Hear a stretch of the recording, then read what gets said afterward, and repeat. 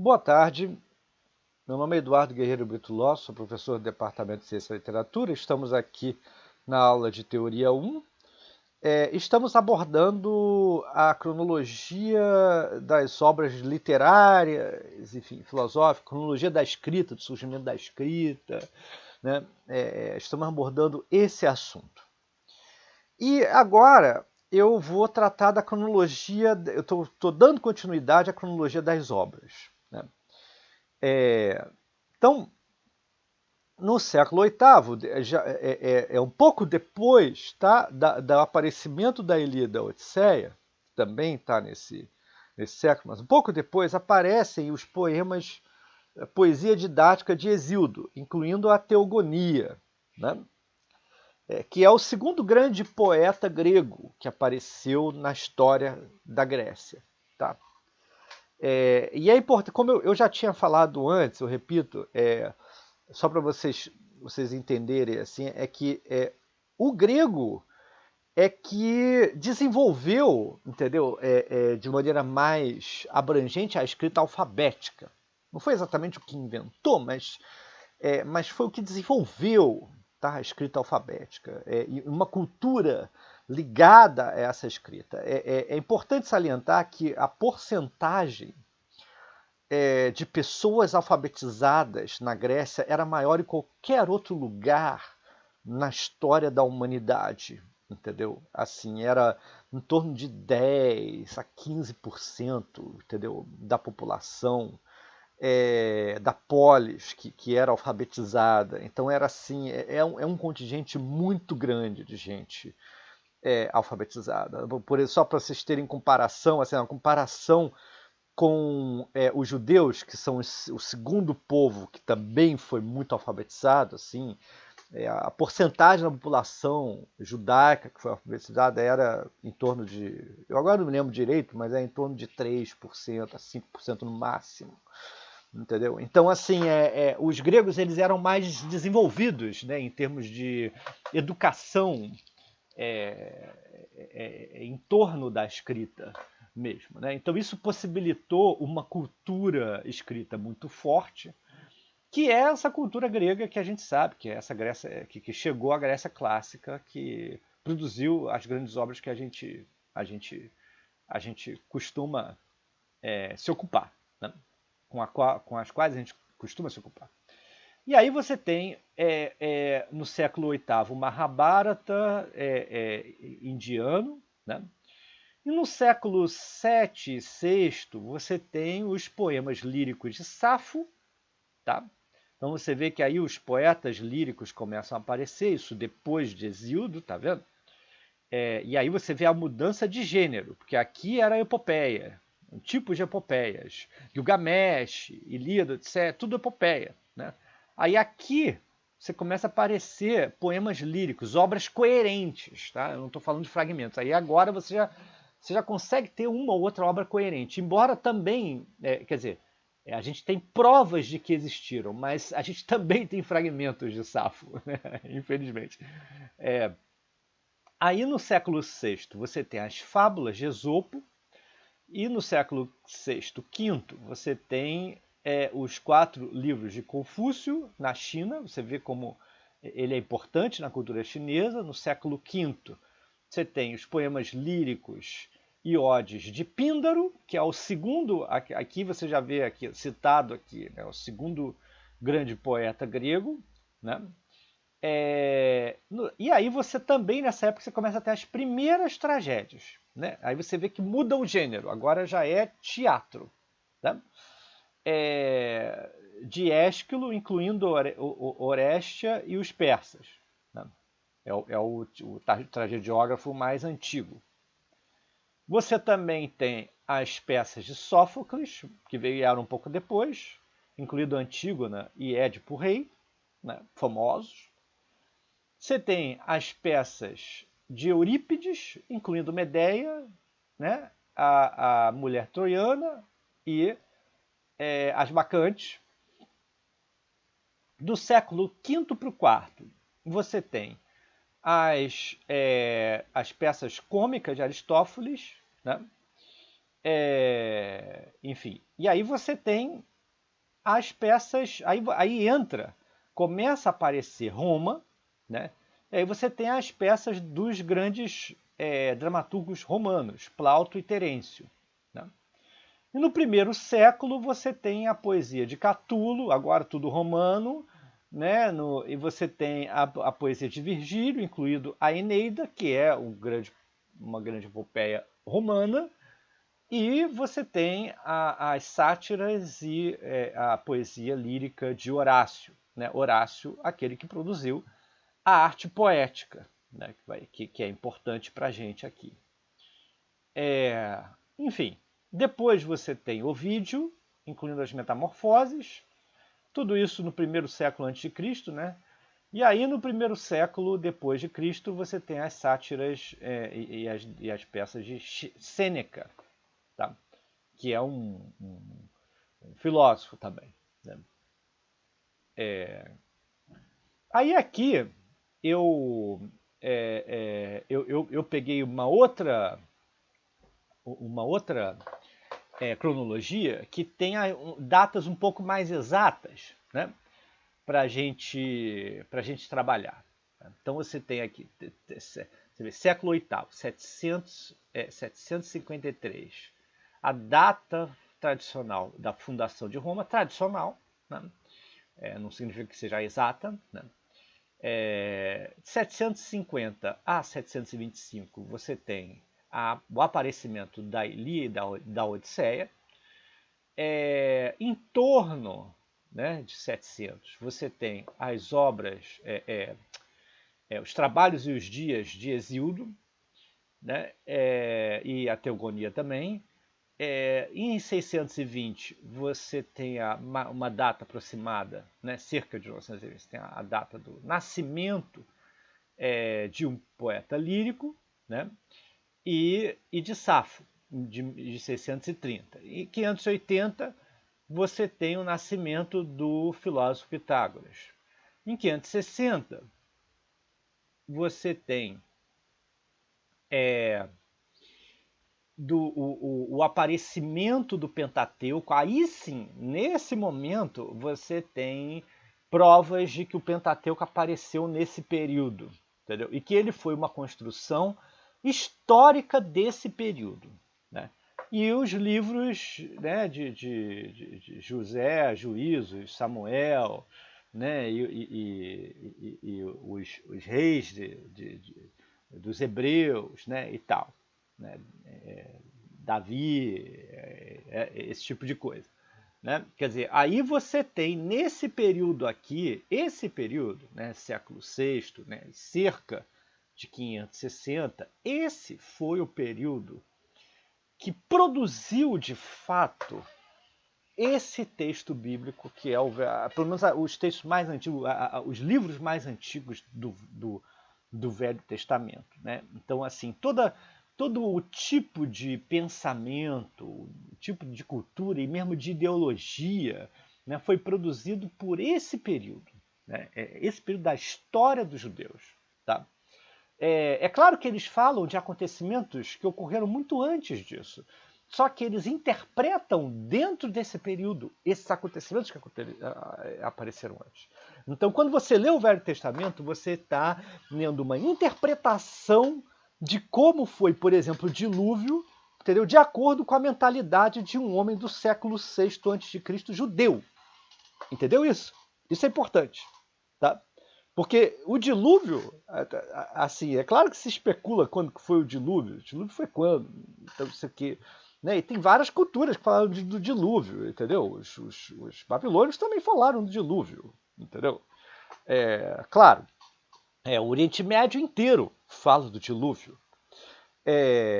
Mas isso não é o mais importante. O mais importante é a interpretação que se dá, entendeu? A esse acontecimento que ficou na memória, entendeu? Passando de geração em geração, oralmente, entendeu? Ou uma relação entre oral e escrito também, entendeu? Gente escreveu aquilo, gente escreveu, aí depois perdeu um texto, mas aí escreveu uma outra coisa, entendeu? E aí perdeu outro texto, escreveu uma outra coisa, uma mistura, entendeu? De passar oralmente por escrito, né? Até que apareça a interpretação do homem judeu do século VI, especificamente. Né? Bem, então isso é importante. Tá? E deixando bem claro, repetindo, que a Ilíada e a Odisseia surgiram no século VIII. Então elas surgiram antes, como obra formada, obra completa, né? E coerente em si mesma, com um início, meio e fim, coerentes entre si, entendeu? Assim, isso aconteceu antes na Grécia, entendeu? Isso aconteceu depois na tradição judaica, tá? Isso só para ficar claro aqui, né? Em termos científicos, historiográficos, né? Arqueológicos, etc, etc. Tá? Ok. Aí você tem o nascimento do poeta Píndaro em 1518, mais ou menos, né? 1525 e 1546 você tem, sempre complicado isso aqui, porque eu não posso ficar mexendo, senão aparece isso. De 1525 a 1500, a 40, 1000 não, né? 525 a 456 a.C. aparece Ésquilo, né, o primeiro tragediógrafo, e depois, 496 a 406, aparece Sófocles, e depois Eurípides, 485 a 406. Tá? Aí depois vem o primeiro comediógrafo, né, Aristófanes, 465 a 386. Aí depois vem o primeiro filósofo, não, minto, desculpa. Os pré-socráticos vieram antes dele, mas o primeiro filósofo assim que você tem mais prova, mais comprovação do que ele fez, né? Porque os outros justamente eram chamados de pré-socráticos. Né? Os outros ainda apareceram no século V e tal. Né? Sócrates ele apareceu entre o século V também, né? 469 a 399. Aí de 480 a 425 aparece o primeiro historiador, Heródoto. 460 a 400 aparece Tucídides, o segundo. E aí aparece o outro, né? o Xenofonte, de 430 a 355. Finalmente, Platão, né, o primeiro filósofo assim que tem a marca autoral de ter escrito aquelas obras, né, e você ter comprovação disso, né? Platão aparece entre o século V e o IV, né, 429 e 347. 384 a 322 aparece Aristóteles. E 342 a 292, enfim, outro, isso aqui, esse autor talvez não seja tão importante assim para a gente. Aí aparece Epicuro, né, que é um filósofo grego que já está numa outra idade, já não está mais na idade clássica, né, da filosofia grega. Né? 341 a 270, né? O Epicuro é o primeiro epicurista. Enfim.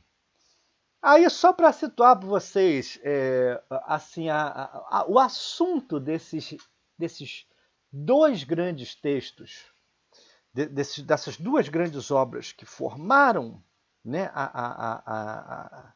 o Ocidente, né, que é Homero e o Velho Testamento, né? Vamos pensar aqui. Em que período mais ou menos o assunto aconteceu? Não a interpretação do assunto, mas o assunto, né? O acontecimento. Que período mais ou menos aquilo aconteceu? Né? Se você se fizer essa pergunta, a Guerra de Troia, que é, né, o grande assunto da Ilíada especialmente, mas da Odisseia também, né? Foi um grande conflito bélico entre gregos e troianos, possivelmente ocorrido entre 1300 a.C. e 1200 a.C. Tá? Então, Seria mais ou menos essa data, mas tem gente que fala outra coisa, que é mais recente, não é? Entendeu? Isso aqui é mais ou menos, é tudo no mais ou menos isso aqui. Né? Já a datação suspeita do êxodo bíblico, né, seria do século XV ao século XIII a.C. Né? Então seria um pouco antes ainda. Né? Mas você vê que é mais ou menos a mesma época também. Né? Você vê que esses dois grandes acontecimentos, né, Êxodo aqui é o período de Moisés, né? Toda a história mosaica. Né? Então você vê que esses dois grandes períodos importantíssimos, né, eles aconteceram bem antes do século VIII e do século VI, né, antes de Cristo. Você vê que é bem antes. Bem, aqui também eu só escrevi uma coisa que já estava escrito lá, né? Alguns críticos acadêmicos insistem que o Torá por inteiro mostra evidências de sua construção composta após 583 a.C., talvez com material proveniente de uma tradição oral anterior, como se fosse uma prequela dos livros proféticos. Né? Então isso aqui é uma ideia, só uma ideia para vocês terem de quando surgiu. Outras pessoas, como a arqueologista Israel Finkelstein, tendem a sugerir que uma porção substancial do Pentateuco seja uma obra do século VII a.C., projetado para promover né? Projetado para promover as ambições dinásticas do rei Josias de Judá. O livro dos Reis, do século IV a.C., conta a redescoberta de um antigo livro pelo rei Josias, que seria a parte mais antiga da Torá, em torno do qual os escribas de Josias teriam fabricado o texto restante. Então, quando eu falei para vocês que tipo de cultura desenvolveu e interpretou tudo aquilo que aconteceu, né, na história dos judeus e tal, foi justamente a cultura desse rei Josias. Foi ele, assim, foi esse reinado que produziu, né, os livros mais antigos do Velho Testamento. Tá? E aí você tem uma citação aqui de Reis. Né? Essa citação aqui é muito importante em termos históricos. Isso aqui. Né? Isso é interessante. Assim. Aqui que te dá a grande pista histórica, né, do surgimento do Velho Testamento, de fato. Então disse o sumo sacerdote Ilquias ao escrivão Safã: achei o livro da lei na casa do Senhor. E Ilquias deu o livro a Safã e ele o leu. Sob o comando de Josias, haveria então pela primeira vez um Estado de Judá unificado, centralizado em torno da adoração de Yahvé, né, com sede no Templo de Jerusalém, com textos retratando o rei Josias como sucessor legítimo do lendário rei Davi, e então o governante de Judá por direito. Vocês entenderam isso? Né? Foi esse Estado de Judá que centralizou e formulou, pensou e centralizou e produziu, né, uma obra, né, de grande alcance em torno da adoração de Yahvé, em torno da adoração do Deus único. Foi esse reinado que fez isso. Né? Ele é que criou esse negócio. Né? Não foi ele que criou o Deus monoteísta. Não foi isso. Isso veio muito antes. Isso veio com Akenaton egípcio, um rei egípcio chamado Akenaton, né? Que aí, agora não me lembro exatamente a data de Akenaton. Eu peguei aqui. Ele viveu em torno de 1353 a 1334 a.C., o Akenaton. Enfim, foi o faraó que estabeleceu, que recusou a religião politeísta tradicional do Egito e introduziu um monoteísmo absoluto. Né? Ele fez isso nessa época e o reinado seguinte já corrigiu isso, já recusou essa revolução que o Akenaton fez. Né?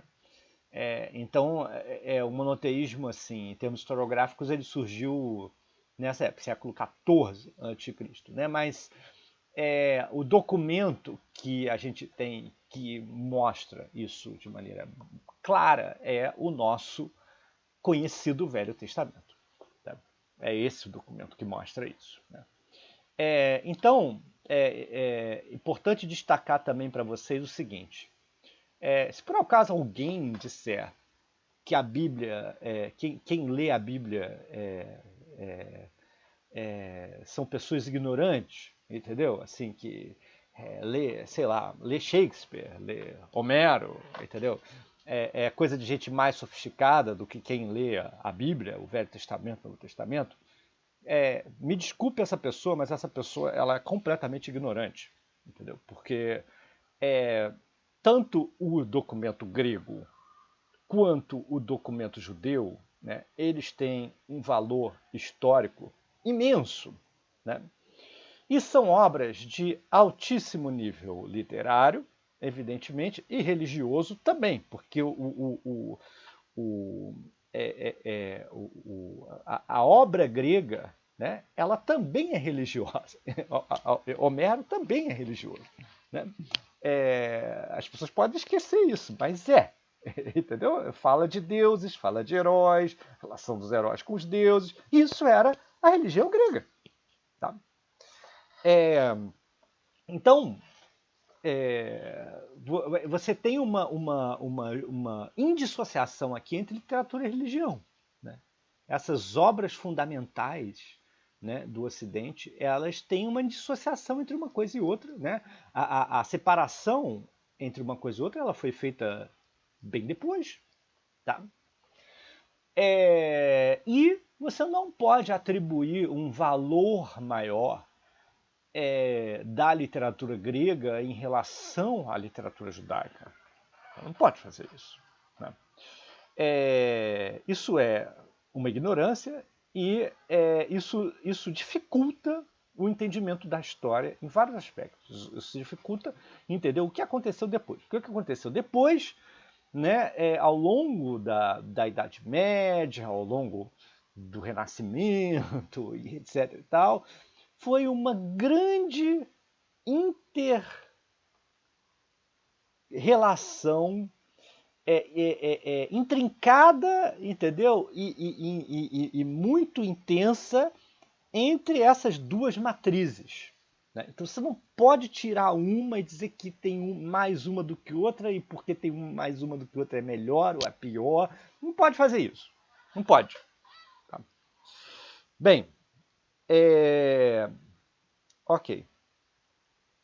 Vamos lá. Aí você tem as obras fundamentais, né, da teoria literária. Tá? Onde estão os fundamentos da teoria literária no mundo antigo? Se você fizer essa pergunta, onde estão os fundamentos da teoria da literatura? No mundo antigo, a resposta vai ser essa aqui. Tá? É o livro chamado Íon de Platão, que é a primeira, que está dentro da primeira parte, da primeira fase da obra de Platão, que é de 399 a 390, e tem o Fedro e a República, que é de 388 a 367, que está na segunda fase da obra de Platão. Então são basicamente esses 3 livros em que você vai encontrar reflexões sobre literatura, né? Em que acontece a famosa querela entre poesia e filosofia, e Platão vai condenar a poesia para valorizar a filosofia. Né? Basicamente nesses livros que isso vai acontecer. Tá? Depois você tem Aristóteles, né, que viveu entre esse período, a gente já viu isso, foi aluno de Platão, professor de Alexandre o Grande, e a grande obra em que ele faz uma espécie de uma leitura, ele faz uma apresentação da literatura grega, né? Ela é a poética, que foi escrita mais ou menos, né, escrita, publicada, registrada, né, naquela época não existia publicação, como a gente entende hoje, né, entre os anos 335 a.C. e 323. e é um conjunto de anotações das aulas de Aristóteles sobre o tema da poesia e da arte em sua época, pertencentes aos seus escritos acromáticos para serem transmitidos oralmente a seus alunos, ou esotéricos, textos para iniciados. Tá? Então era uma obra assim que não era para todo mundo ler, era de uso interno da academia dele. Aí depois dessas duas grandes obras, as obras de Platão e essa obra de Aristóteles, você tem a de Horácio, né? Que viveu entre 65 a.C. e 8 a.C., né? Foi o principal poeta lírico satírico da língua latina, a gente já viu isso aqui. A arte poética ela foi escrita nesse período da vida dele aqui. Tá?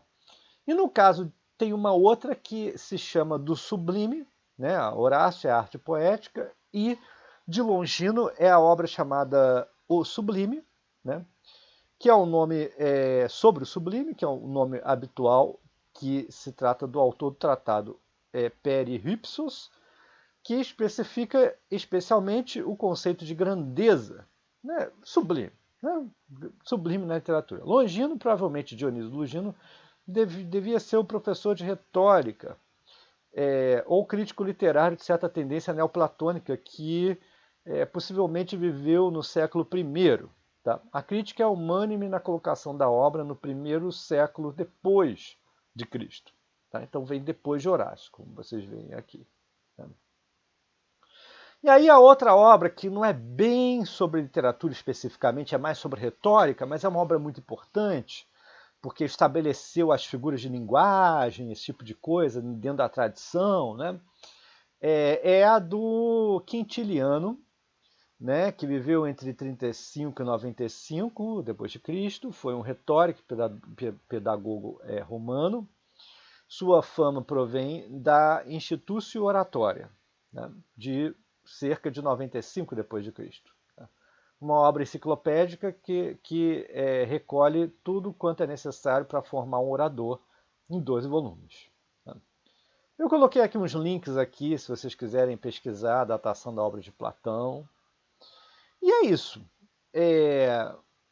Aí a gente terminou uma viagem, né, bem resumida e rápida pela história, para entender a origem da humanidade, para entender a origem do Homo sapiens sapiens, né, depois para entender o Neolítico, depois do Neolítico a origem da escrita, depois os modos de escrita, depois os suportes, depois as obras. E aí as obras, você tem essas obras mais antigas, assim, que estão fora, digamos, da nossa cultura mais próxima, né? Da onde que vem a nossa língua portuguesa, né? Que é uma matriz do latim, né? Que vem do latim e tal. E aí você vai atravessando essas obras, Gilgamesh, né, as primeiras obras indianas, egípcias e tal.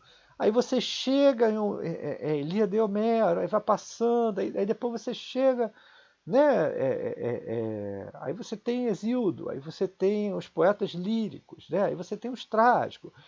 Aí você tem, finalmente, o Velho Testamento, o surgimento do Velho Testamento, no reino de Josias. Né?